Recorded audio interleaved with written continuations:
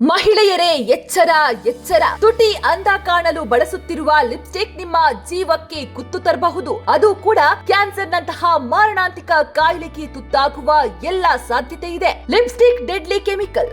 ಹೌದು, ಇದು ಬೆಂಗಳೂರಿಗರಿಗೆ shocking news.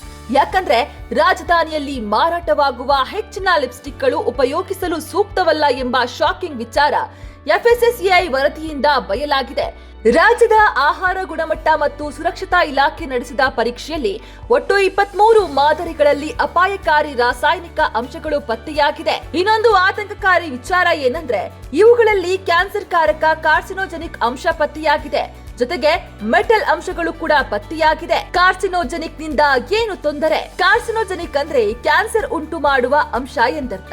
ದೇಹದ ಜೀವಕೋಶಗಳಲ್ಲಿ ಅಸಹಜ ಬದಲಾವಣೆಗಳನ್ನ ತಂದು ಕ್ಯಾನ್ಸರ್ ಹರಡಲು ಕಾರಣವಾಗುವ ವಸ್ತುಗಳು, ವಿಕಿರಣಗಳು ಅಥವಾ ರಾಸಾಯನಿಕಗಳನ್ನ ಕಾರ್ಸಿನೋಜೆನಿಕ್ ಪದಾರ್ಥಗಳು ಎಂದು ಕರೆಯಲಾಗುತ್ತೆ.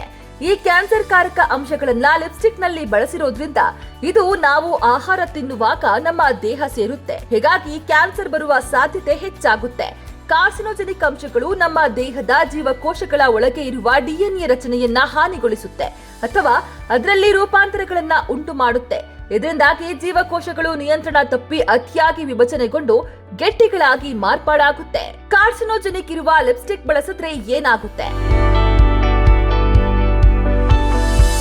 ಕಾರ್ಸಿನೋಜೆನಿಕ್ ಇರುವ ಲಿಪ್ಸ್ಟಿಕ್ ಬಳಸಿದ್ರೆ ಕ್ಯಾನ್ಸರ್ ಜೊತೆಗೆ ಶ್ವಾಸಕೋಶ ಮತ್ತು ಸ್ತನ ಕ್ಯಾನ್ಸರ್, ಹೊಟ್ಟೆಯ ಗೆಡ್ಡೆಗಳು, ಹಾರ್ಮೋನ್ ಅಸಮತೋಲನ, ನರಮಂಡಲ ಮತ್ತು ಮೆದುಳಿಗೆ ಹಾನಿ, ಚರ್ಮದ ಅಲರ್ಜಿ ಮತ್ತು ತುಟಿಗಳು ಕಪ್ಪಾಗುತ್ತೆ. ಅಧಿಕಾರಿಗಳ ಸಲಹೆ ಏನು? ಈ ರೀತಿಯ ರಾಸಾಯನಿಕ ಅಂಶ ಇರುವ ಲಿಪ್ಸ್ಟಿಕ್ ಗಳನ್ನ ಬಳಸೋದ್ರಿಂದ ಆರೋಗ್ಯದ ಮೇಲೆ ಕೆಟ್ಟ ಪರಿಣಾಮ ಬೀರುವ ಸಾಧ್ಯತೆ ಇದೆ. ಅದರಲ್ಲೂ ಕೂಡ ಕಾರ್ಸಿನೋಜೆನಿಕ್ ಅಂಶಗಳಿರುವ ಉತ್ಪನ್ನಗಳ ಬಳಕೆಯ ಬಗ್ಗೆ ಹೆಚ್ಚಾಗಿ ಎಚ್ಚರಿಕೆ ವಹಿಸುವಂತೆ ಸೂಚನೆಯನ್ನ ನೀಡಲಾಗಿದೆ.